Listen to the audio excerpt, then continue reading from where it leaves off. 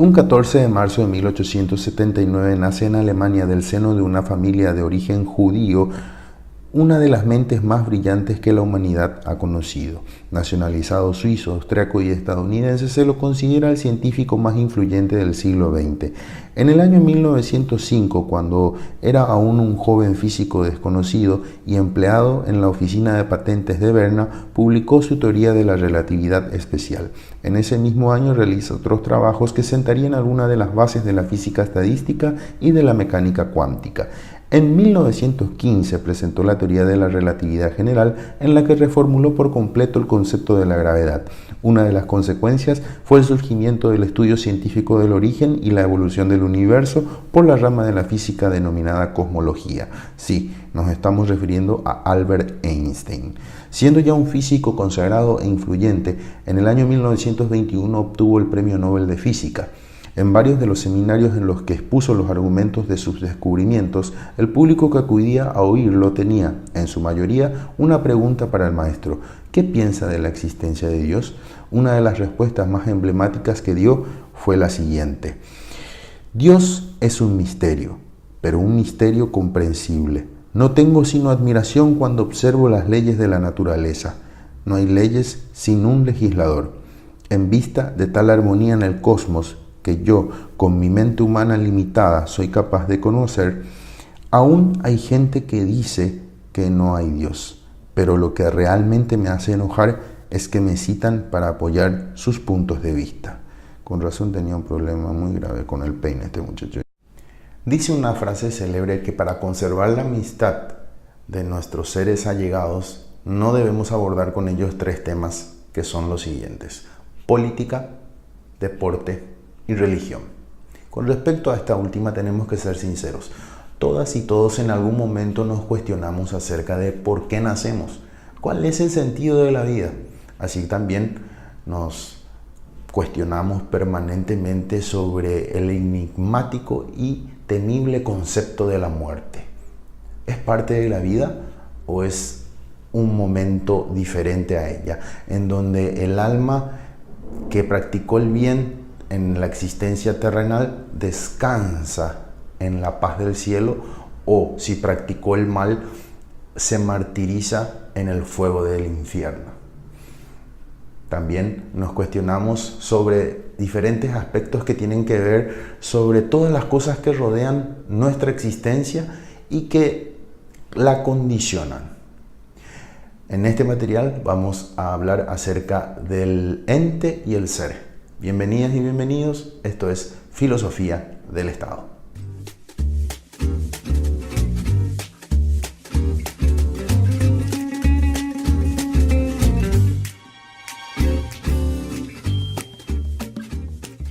Existen registros antropológicos que dan cuenta de que en la prehistoria los primitivos grupos humanos daban un sentido a todos los fenómenos que se producían en la naturaleza, como los truenos, los relámpagos, los diluvios, las sequías, los terremotos, a un ser inteligente a los que procuraban dar forma física a través de lo que se conoce como tótem. Así es como en historia se registra o se conceptúa este tipo de grupos humanos como familias totémicas. Miles de años más adelante, estos grupos más avanzados, en lo que se conoce como civilizaciones, practican ya otro tipo de creencias también más desarrolladas en lo que se conoce como politeísmo. Así encontramos a los pueblos egipcios, griegos, romanos y los mesopotámicos como los asirios, caldeos y babilónicos. En forma simultánea, otro pueblo también va en contra de las creencias antes citadas, porque trata de instaurar y de perpetuar sus propias creencias a través de dogmas y cultos diferentes. Estamos hablando de la civilización judía netamente monoteísta, porque creían en un solo Dios que era Yahvé. Igualmente, con las mismas características del pueblo judío, existieron otras civilizaciones como la árabe, que trató de implementar otro tipo de religión monoteísta como el musulmán y también en India el budismo, que se propagó por todo el mundo adquiriendo varios adherentes en el transcurso de la historia y del tiempo. A principios de nuestra era, en el pueblo de Belén, en un humilde pesebre, nace el Mesías redentor prometido por el Dios judío a su pueblo y que recibió el nombre de Jesús. Vivió 30 años durante el imperio de Tiberio y ejerció su prédica en los territorios de Galilea y Judea, que eran gobernados por Poncio Pilato, quien determinó la crucifixión y la muerte del Hijo de Dios.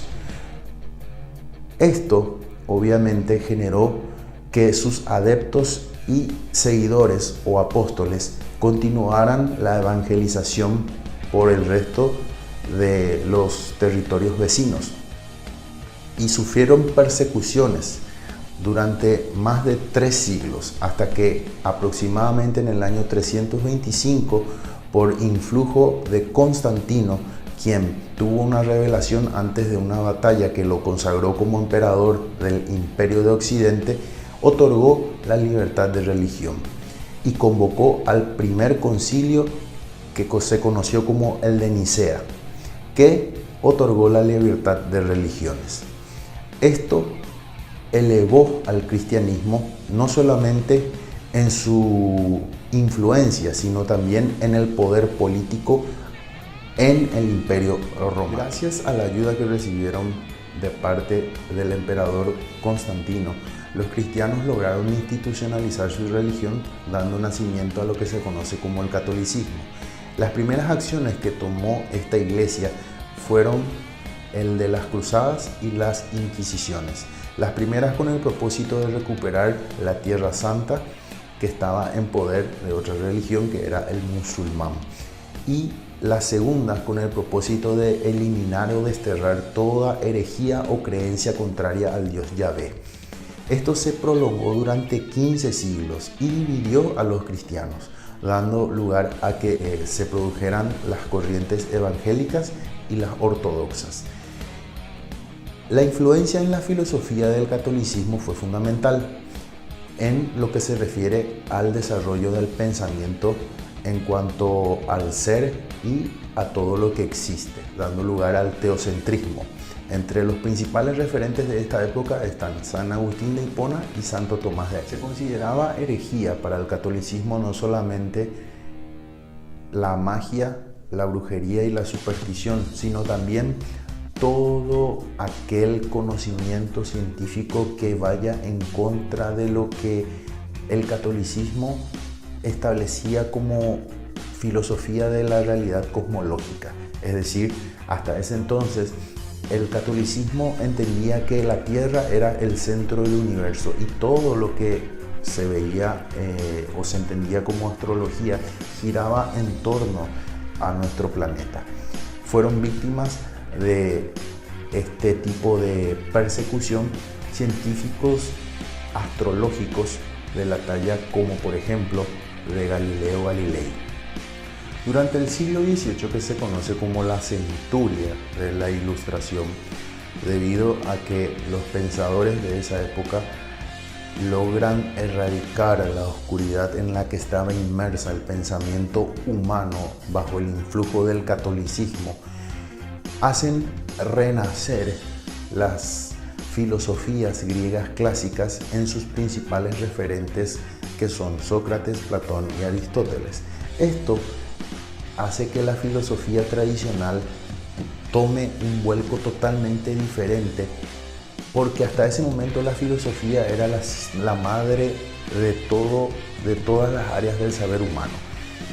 Entonces, las diferentes formas de expresión humana, que pueden ser la literatura, el arte, la música, la arquitectura y hasta la política, se independizan de la filosofía y se menciona por primera vez lo que se conoce como ciencia, que es una forma diferente de ver la realidad de los acontecimientos a través de la experiencia en un objeto y que debe ser demostrado a través de hipótesis que deben ser puestas en práctica para lograr el convencimiento y que tienen la característica también de que pueden ser refutadas. Es decir, no son verdades universales, sino que son verdades humanas que pueden ser corregidas.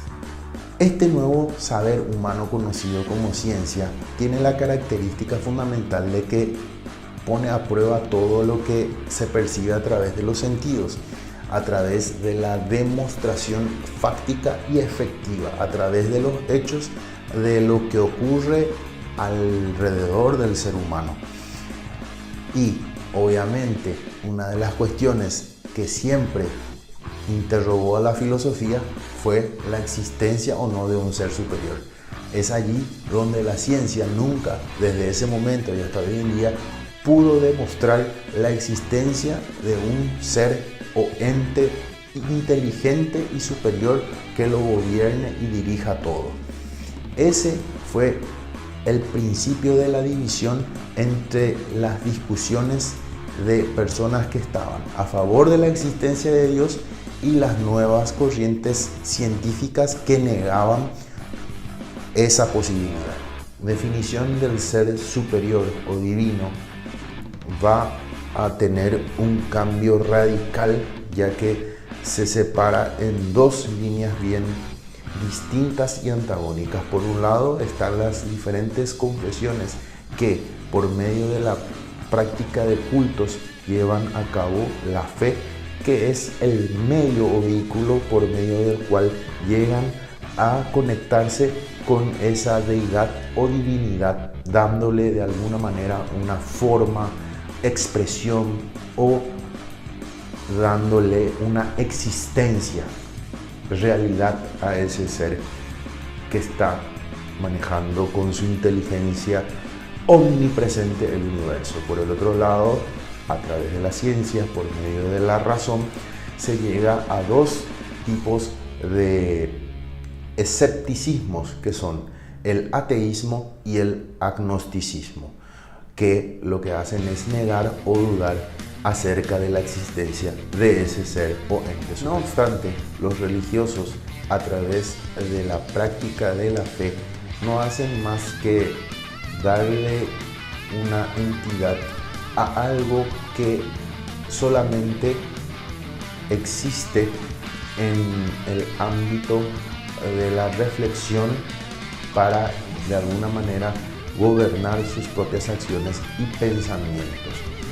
Esa fe para la ciencia resulta irracional, en tanto que no tiene contenido ni tampoco puede demostrarse la efectividad del ejercicio de dicha fe. Por el otro lado, la ciencia tampoco es completa, porque los instrumentos que utiliza para negar la existencia de Dios son completamente útiles y efectivas, ya que al hablarse de un ser o ente que está presente en todos lados y que porque está presente en todos lados no está en ningún otro, entonces la ciencia como tal tampoco resulta útil para de alguna manera definir lo que es un Dios. Por otro lado, también desde el punto de vista moral, la religión sirvió como instrumento para establecer normas escritas que rigen las normas de las conductas humanas para establecer lo que está bien y lo que está mal. Pero vayamos a ver ahora los tipos de agnosticismo. Está el existencial, que es aquel que se interroga acerca de la existencia o no de un ser divino. En tanto que el esencial lo que busca es encontrar cuál es la manera en que se manifiesta la divinidad, cuál es su forma, si es que la tiene. En tanto que el agnóstico escéptico es aquel que no niega la existencia de Dios, en tanto que si es que existe, afirma que jamás podremos saber realmente acerca de su presencia y cómo se manifiesta en la realidad, ya que es imposible para la razón y el intelecto alcanzar tan elevado concepto. También están los ateos, que niegan totalmente la existencia de Dios. Y existen dos tipos de ellos. Está el ateo práctico, que es aquel que desenvuelve su vida negando rotundamente la existencia de Dios. Vive a espaldas de cualquier confesión, religión o fe. Niega totalmente la existencia de una divinidad y por ende conduce sus pensamientos y sus acciones de forma ordenada, pero sabiendo de que no debe rendir cuentas a ningún ente superior de lo que realiza. Todo se desarrolla dentro de un ámbito moral más que nada. Luego está el ateo teórico o doctrinario, que es aquel que sí se interesa en demostrar con argumentos científicos la no existencia de Dios. Entre ellos encontramos, por ejemplo, al recientemente fallecido científico Stephen King. Por otro lado está la corriente indiferentista, que es más radical aún que el ateo. ¿Por qué? Porque se niega a todo tipo de diálogo. Es absolutamente alguien que no le interesa por completo saber o no acerca de la existencia de un Dios. Y tiene tres principios fundamentales el indiferentismo. Primero, niega la razón, por lo que aquel que la practica lo hace desde un punto de vista irracional, sin ponerse a pensar o diferenciar si lo que va a hacer está bien o está mal. Directamente ejecuta sus pensamientos y sus planes. Luego, también contradice la justicia. Lleva lo que se conoce como una vida amoral. Y por último, contradice la vida, porque en este sentido, al ser irracional y al no practicar la justicia, obviamente todo lo que ejecute en vida lo va a hacer de manera contraria al interés humano. Por el lado de aquellos que sí reconocen la existencia de Dios, existe una corriente que evolucionó del cristianismo primitivo, también conocido como cristianismo gnóstico, que no es lo mismo que agnóstico. Estamos hablando de un cristianismo que reconocía la presencia de un Dios en todas las cosas, en todo lo conocido, y que no representa otra cosa que la naturaleza misma, en una roca, en una planta, en un animal, en el cielo, en las constelaciones, en las estrellas. Es decir, Dios es omnipresente y omnisciente. Está en todas partes y lo abarca todo. Allí, cuando uno toma una hoja de una planta, está Dios. Allí, cuando uno siente la brisa chocar por su rostro, su cuerpo, y sentir el fresco, ahí está Dios. Esa es la creencia del panteísmo. Ahora, ¿cómo se establece el contacto desde el punto de vista de los creyentes de la existencia de Dios entre este y sus creyentes? Partiendo de esa interrogante, tenemos que existe primero una clasificación de cómo se debe entender la existencia de tal ser superior. Por un lado están los que consideran que Dios es algo abstracto y por ende se lo debe considerar como una divinidad.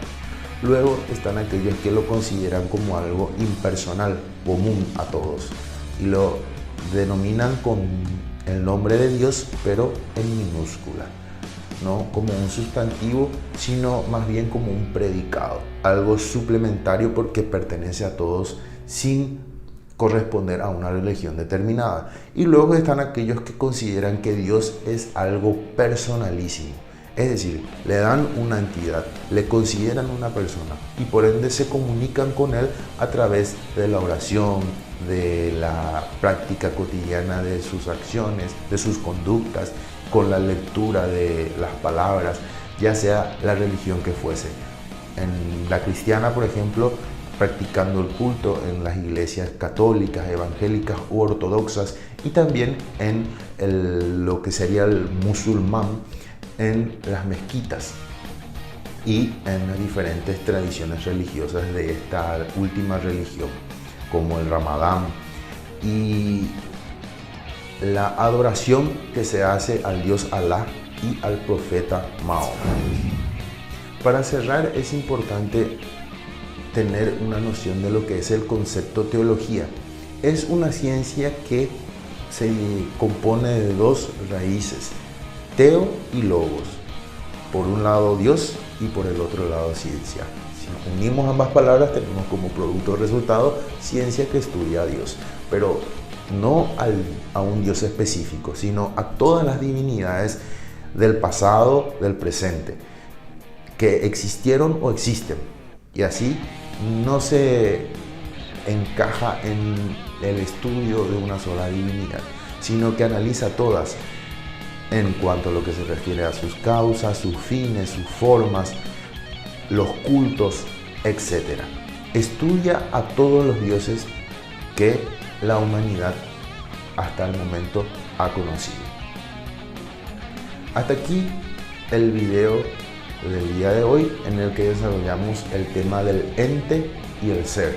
Espero que les haya servido la información que pudimos manejar a través de este material para reflexionar acerca de cuál es nuestra posición ideológica en cuanto a lo que se refiere a religión.